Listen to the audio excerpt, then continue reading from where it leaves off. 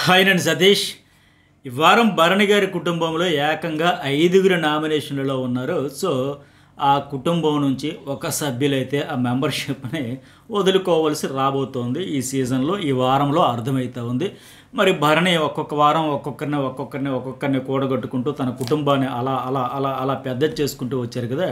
మరి ఈ వారం ఆయనే కుటుంబ పెద్దే అవుట్ అయిపోతాడా, లేకపోతే తమ్ముడు రామురాధుడు అవుతాడా, లేకపోతే అన్న సుమన్ శెట్టి అవుతాడా, లేదా కూతురు తనూజ అవుతుందా, చెల్లెలు దివ్య అవుతుందా?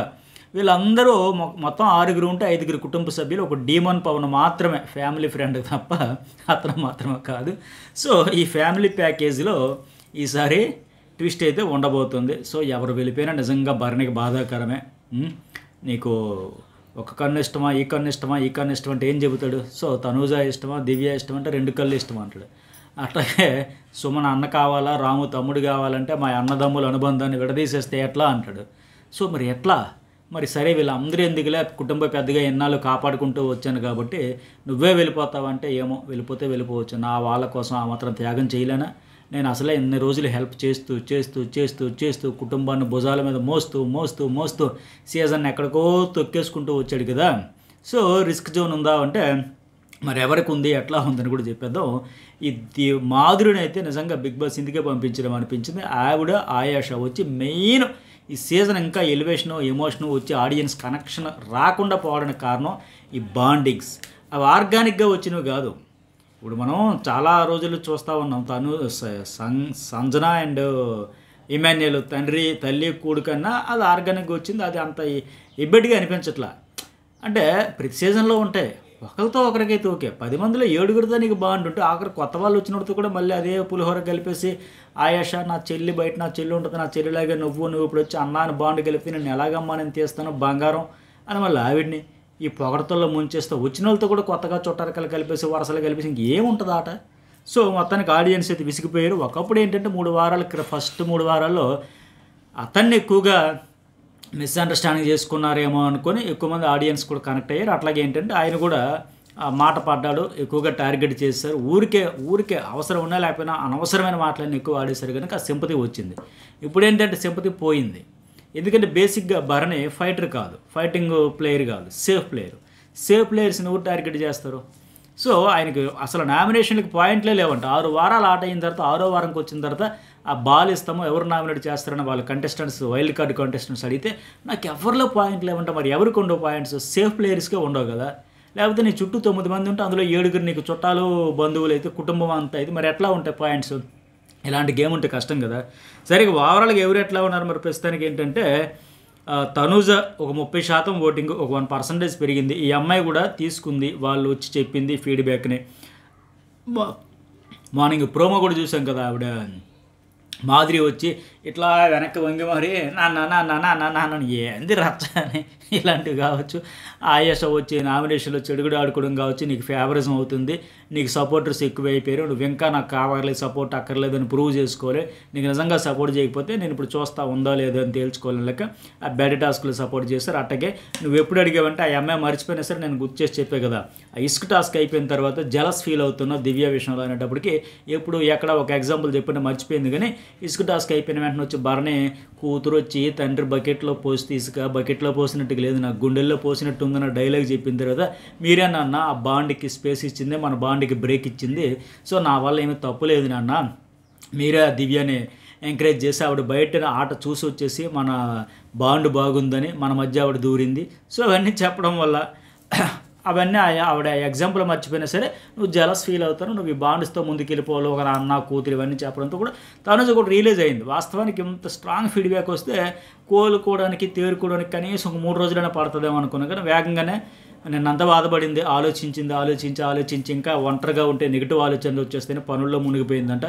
సో దూరంగా ఉంది. ఇంకా భరణి ఇంకా కలుపుకుని మాట్లాడే ప్రయత్నం చేసినా ఆవిడైతే ప్రస్తుతానికి దూరంగా పెట్టి అందరితో కలుస్తూ మింగిల్ అవుతూ ఆ బాండ్స్ని మ్యాక్సిమం బ్రేక్ చేస్తుందని అనుకుంటున్నా.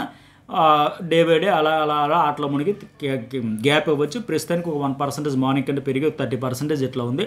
తనుజకు బెటరే, కెప్టెన్ కంటెండర్ కూడా అయ్యింది కదా, మరి ఎట్లా ఆడుతుందో చూద్దాం. అటుగే సెకండ్ ప్లేస్ సుమన్ శెట్టి ఒక 20%తో ఎట్లా ఉన్నాడు. ఇందాక ఆయన ఇమాన్యుయల్ ఫన్ టాస్క్ చేసినట్టుగా ఫుడ్ టాస్క్ మాత్రం బాగా చేశాడు ఇతను. సుమన్ శెట్టి ఏం చేశాడంటే ఆ రమ్యతో పాటు ఫుడ్ షేరింగ్లో మాత్రం మంచి బ్యాట్స్మెన్ లాగా బ్యాటింగ్ అయితే చేశాడు. సో కంటెంట్ అయితే నీళ్ళు. ఓటింగ్ అయితే ఉంది కనుక ఏదో ఉన్నాడంటే ఉన్నాడు తప్ప ఆట అయితే లేదు. అలాగే D1 పవనం కూడా రీతు చౌదరి లేకపోవడంతో ఆవిడకి పడే లాస్ట్ వీక్ పడిన ఒక 5-6% వరకు ఉంది కదా, ఆ ఓటింగ్ కూడా షేర్ అవుతుంది. అట్లాగే కళ్యాణ్ నామినేషన్ లేడు, శ్రీజ లేదు. వీళ్ళందరూ కామనర్స్ కేటగిరీ అంతా ఖాళీ అయిపోయింది కదా. సో 7 వస్తే 3 ఉన్నారు, 4 అయిపోయారు. ఆ 4కి సంబంధించి కూడా ఎంతో కొంత షేరింగ్ అవుతుంది కనుక D1లో పులిహోర తప్ప నెగిటివ్ లేదు, అలాగని పాజిటివ్ లేదు. ఏముంది D1 అంటే పులిహోర ట్రాక్ ఉంది, ఫిజికల్ టాస్క్లు ఆడతాడు. నెగిటివ్ తెచ్చుకోకుండా ఉండడం కూడా గొప్ప విషయమే. సో అంటే పాజిటివ్ కనెక్షన్ తెచ్చుకోలేకపోయాడు, నెగిటివ్ కూడా తేలేకపోయాడు. సో మొత్తానికి 16% ఎట్లా ఉంది. 4th ప్లేస్లో భరణి ఉన్నాడు, ఒక 1% తగ్గింది. 14 ఉంటే 13% ఎట్లా వచ్చింది. ఏమంటాడంటే ఇందాక కూడా ఇమాన్యుయల్కి చెప్పేశాడంటే, ఇమాన్యుయల్ ఇక మీ నాన్నగారు, మీ కూతుర్లు, మీ చెల్లి, భరణ గారి కుటుంబం ఇలాంటి మాటలు వద్దు, ఇంకా ఈ షోలోకి వచ్చి మేమైతే అలాంటి షో చేయడానికి రాలేదంట.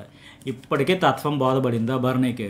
ఇన్నాళ్ళు చెప్పితే ఆ బాండ్సే నాకు బలమైతే అనుకున్నాడు, కానీ ఆ బాండ్సే అతని ఆటకి బలహీనమైపోయి వీక్ అయిపోయింది అనే విషయం ఇప్పుడు తత్వం బోధపడింది. కళ్ళు తెరిచాడు.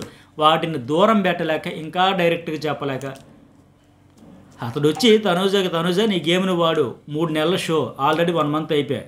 బాండ్స్, ఫ్రెండ్స్, ఎమోషన్ ఏదైనా ఉంటే బయటికి వెళ్ళాక చూసుకుందాం. దివ్య నీ గేమ్ నువ్వు వాడుకో, నా గేమ్ నేను ఆడుకుంటా. ఓకే, మనకి అనుకోకుండా కలిసిందో ఒక వైబ్ వచ్చింది. అన్న చెల్లి, నాన్న కూతురు అనుకుని ఆడాం, తెలుసో తెలియకో. అది ప్లస్ పాయింట్ ఏదైనా చేసి ఇలా ఆయన మొత్తం ఆ స్ట్రాంగ్ ప్లేయర్స్ అందరినీ తన పక్కన ఉంటే వాళ్ళకందరికీ ఒక పెద్ద కుటుంబంలాగా తన ఆటలో ముందుకెళ్ళాలంటే స్ట్రాంగ్ ప్లేయర్స్ అందరూ తన కుడి భుజంలాగా ఉండిపోవాలని ఒక స్ట్రాటజీతో వెళ్ళాడు. అది అంతా కలిపి పదే పాయింట్అవుట్ చేసి, పోక్ చేసి ఏదో రకంగా అది బ్రేక్ చేయాలని మాధురి కావచ్చు, ఆయేష కావచ్చు తీవ్రంగా ప్రయత్నించడంతో ఇప్పుడు డ్యామేజ్ జరిగిపోయిందని ఆఖరికి ఈరోజు ఎపిసోడ్ అంతా ఖచ్చితంగా చూస్తే దివ్యకే ప్లస్ పాయింట్ అయితే సింపతి వస్తుంది. ఆల్రెడీ వచ్చినట్టు ఉంది. ఓటింగ్ అయితే పెరుగుతూ ఉంది. ఎందుకంటే దివ్యకు 10% ఉంటే 11% పెరిగింది, భరణికి 14 ఉంటే 13% ఉంది. ఎందుకు ఇతని వల్ల ఏంటంటే రైవలరీ కొనసాగట్లా, రియల్ ఎమోషన్స్ కూడా తొక్కేస్తుంటారు. దివ్య ఏడుస్తున్నా సరే, అందరితో మాట్లాడుతూ, రీతు చౌదరి వాళ్ళందరితో మాట్లాడుతున్నా సరే ఎందుకు మాట్లాడేస్తున్నా, ఎందుకు అంత జలస్ ఫీల్ అయిపోతుందో అర్థం కావట్లే. అంటే వాళ్ళలా ఉండకూడదు, ఈయన చెప్పినట్టుగా ఉండాలి, ఈయన మాట్లాడాలంటూనే ఉండాలి, ఈయన ఫ్యామిలీ బాండింగ్స్తో బందీలుగా ఉండాలనుకుంటే అసలు రైవలరీ ఎట్లా, ఇండివిజువల్ ప్లే ఎట్లా బయటపడుతుంది. రియల్ ఎమోషన్స్ కానీ, రియల్ ఫైర్ కానీ, రైవలరీ కొనసాగాలంటే ఇండివిజువల్ ఇతడు ఒక్కడే మెయిన్. ఈ బంధాలు రామురాదుని కంట్రోల్ చేసి, సుమన్ చేసేసి, దివ్యాన్ని చేసేసి, తనుజని చేసి వాళ్ళ గేమ్ను ప్యూర్లీ ఇన్ఫ్లుయెన్స్ చేస్తున్నాడు. అట్టగా వచ్చిన వాళ్ళందరూ కూడా, వైల్డ్ కార్డు వచ్చిన వాళ్ళందరూ కూడా పొగడతలతో ముందు మొదలు పెడుతున్నాడు. పొగడతకి ఎవరు పడరు చెప్పండి, ప్రపంచంలో పర్నాడు ఎవరైనా ఉన్నారా? సో వాళ్ళందరికీ రమ్య కావచ్చు, రమ్య మీ కాన్వర్జేషన్ అద్భుతం అంట, శ్రీనివాస్ చెప్పాడు, చాలా చక్కగా మాట్లాడి. ఏంటంత అద్భుతాలు జరిగిపోయి అంతర్జాతీయ చర్చలు ఎవరు చేస్తారా? అయ్యా అమ్మాయి అవునా, అంత అద్భుతమైన కాన్వర్జేషన్ మేము ఎక్కడ చేస్తాము అన్నట్టు వెంటనే ఏంటంటే నేనేం మార్చుకోవాలి చెప్పమ్మా, డైరెక్ట్గా ఈ మాట అడగొచ్చు కదా. ఆ వచ్చిన ఫీడ్బ్యాక్ని తీసుకొని డైరెక్ట్గా ఇంప్లిమెంట్ చేయొచ్చు కదా. ఈ డొంక తిరుగుడు నేచర్ వల్ల భరణి స్ట్రైట్ ఫార్వర్డ్ కాదు, పక్కా సేఫ్ ప్లేయర్, మాస్ ప్లేయర్, భయస్తుడు. చెప్పే డైలాగులకి, ఆడే ఆటకి పొంతన ఉండదు. ఎక్కడ నెగిటివ్ అయిపోతామో, ఎక్కడ వేగంగా అవుట్ అయిపోతామో సేఫ్గా ఆడుకుంటూ. అలాగే ఆయేషని పొగడతల్లో, మాధురిని పొగడతల్లో, శ్రీనివాసుని పొగడతల్లో, నిఖిల్ పొగడతల్లో అందరినీ ఆకాశానికి ఎత్తేస్తా వాళ్ళని ఐస్ చేసేసి, ఫ్రీజ్ చేసేసి ఇతను గేమ్లో ముందుకెళ్ళాలి. రైవలరీ కొత్త వాళ్ళతో రాకూడదు, పాత వాళ్ళతో ఉండకూడదు, అందరూ బాండుస్తూ ఉండాలంటే షో చప్పగా అయిపోద్ది. ఇలాగే ఇంకో 2 రోజులు కొనసాగినాయి. భరణి కంప్లీట్ డేంజర్ జోన్లోకి వచ్చిన ఆశ్చర్యపోకర్లా. గతంలో 30 వచ్చింది. ఏంటి ఫస్ట్లో వాళ్ళందరూ ఎక్కువగా ఇతని మీద అనవసరంగా నోరు జారేశారని తెలిసినప్పుడు వచ్చింది. ఇప్పుడు తగ్గిపోయి సగానికి సగం పడిపోయి 30 నుంచి ఈరోజు 13%కి వచ్చిందంటే అర్థం ఏంటి? ప్లేయర్ స్ట్రాంగ్ ప్లేయర్ కాదు, స్ట్రైట్ ఫార్వర్డ్ ప్లేయర్ కాదు. ఊరికే తాను సంజన మంచి పాయింట్లు చెప్పిన అరిచేసి, కేకలేసేసి, తర్వాత అది ఎక్కడ డ్యామేజ్ అయిపోయిందని అంత భయపడతా అందరికీ వివరణ ఇచ్చుకుంటున్నాను. నేను అరవను సాధారణంగా, కానీ అరవాల్సి ఎందుకు వచ్చిందంటే పేరునే పిలిచి మరీ వివరణలు ఇచ్చుకుంటున్నాడు. ఇమాన్యుయల్ కూడా అడుగుతా ఉన్నాడు, ఇమాన్యుయల్ నేను ఎక్కువ చేశాను, అరిచానా, ఏమైనా ఇదే అదే ఇది అట్టగా అందరితో. ఈ నేచర్ వల్ల ఏంటంటే మిగతా వాళ్ళ గేమ్కి కూడా ఎఫెక్ట్ అవుతుంది. ఓవరాల్గా షో చప్పగా అయిపోద్ది. ఇలాంటి రేలంగ మామయ్యలు ప్రతి సీజన్లో ఒక్కొక్కరు వస్తూ ఉంటారు. ఉన్నంతసేపు అక్కడ గొడవలు అవుతున్నా, రియల్ ఎమోషన్ వస్తున్నా, బరెస్ట్ అవుతున్నా, వాళ్ళు చెప్పాలనుకున్న రామురాదుడిని మాట్లాడనీయకుండా, దివ్యని మాట్లాడనీయకుండా ఇవన్నీ చేస్తే ఏమవుతుందంటే వాళ్ళకి నచ్చినట్టు వాళ్ళు ఉండలేకుండా, వాళ్ళ స్టాండ్ వాళ్ళు తీసుకోలేకుండా, వాళ్ళ ఒపీనియన్ వాళ్ళు చెప్పలేకుండా ఒక పర్సన్ ఇన్ఫ్లుయెన్స్ చేయడం వల్ల అందరినీ కూల్ చేయడం వల్ల మొత్తానికి సీజనే కూల్ అయిపోద్ది. ఇంకేముంటుంది, ఫసక్ అయిపోద్ది. సో ప్రస్తుతానికైతే ఓటింగ్ అయితే తగ్గుతూ ఉంది. ఇక భరణి, దివ్య కూడా చెప్పే కదా 11%, ప్రస్తుతానికి రామురాదుడు 9%తో డేంజర్లో, రిస్క్లో ఉన్నాడు. ఆయన కూడా ఈ వారం చూసాం కదా, సంచాలకుగా స్టాండ్ తీసుకున్నాను, లేకపోతే వాళ్ళు ఫెయిల్ అయితే వాళ్ళది ఫెయిల్యూరు, తోటి సంచాలకుడిది హిట్ అయితే ఒకవేళ స్టాండ్ తీసుకున్నవారు లేదంటే స్టాండ్ అయితే తీసుకుని సేఫ్ గేమ్ ఆడుకుంటూ మెయిన్ భరణికి రైట్ హ్యాండ్లాగా ఉండిపోయాడు. భరణి అడుగులకు మడుగులెత్తుతూ భరణి కూర్చోమంటే కూర్చుంటా, నిల్చోమంటే నిల్చుంటా, తినమంటే తింటా, సంజనని బయటికి పొమ్మంటే పొమ్మంట, భరణిని ఇక్కడ ఉంచమంటే ఉంచుతా, భరణి ఏది చెప్తే అదే. నిజంగా ఆవిడ ఎన్నటికి ఫోటో అక్కడ అయింది కదా, ఈంది ఉండాల్సింది. సో అవన్నీ కలిపి పెద్దగా రాము కూడా ఫైటర్ ఏం కాదు కదా, ఉన్నానంటే ఉన్నాను, ఆడానంటే ఆడాను, గెంతేనంటే గెంతేను ఆ టైప్. ఇంపాక్ట్ అయితే క్రియేషన్ లేదు. సో మొత్తానికి రాము, దివ్య, భరణి ఈ ముగ్గురైతే పక్కా సేఫ్ జోన్, డేంజర్ జోన్లో ఉన్నారు. తనూజ, సుమన్, డీమన్ పక్కా సేఫ్ జోన్లో ఉన్నారు. మరి మొత్తానికి ఎటు చూసినా సరే భరణి కుటుంబానికి ఈ వారం బ్లాస్టింగ్ అయితే ఉండబోతుంది. మరి మీకేమనిపించింది? మెసేజ్ పెట్టండి, లైక్ చేయండి. వీడియో చూసిన వాళ్ళు ఎంతవరకు లైక్ చేయను, లైక్ కొట్టండి. జర్నలిస్ట్ సజెషన్ న్యూస్ బోల్ 2 ఛానల్స్ కూడా సబ్స్క్రైబ్ అయితే చేసుకోండి.